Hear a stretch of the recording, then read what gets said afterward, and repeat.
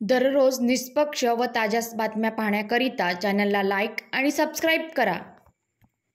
Police Thane गिट्टी खदान हद्दीत कोलंबा स्वामीनगर दाभा नागपूर येथे राहणारे फिर्यादीच्या मोबाईल व्हॉट्सॲपवर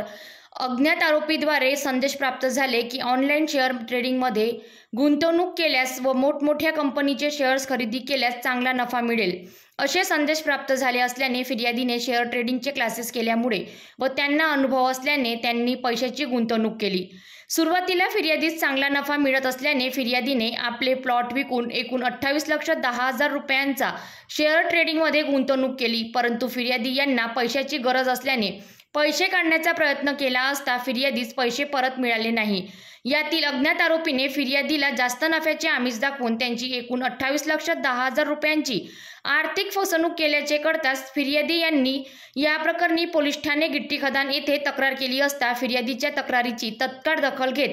फिर्यादीच्या बँक खात्यावर फसवणूक रक्कम वळती झाली त्या बँकेस पत्रव्यवहार करून ते खाते लिंक करण्यात आले व तांत्रिक तपास करून न्यायालयात पत्रव्यवहार करून फिर्यादी यांची फसवणूक झालेली रक्कम एकूण 28,10,000 रुपये परत मिळवून देण्यात आली।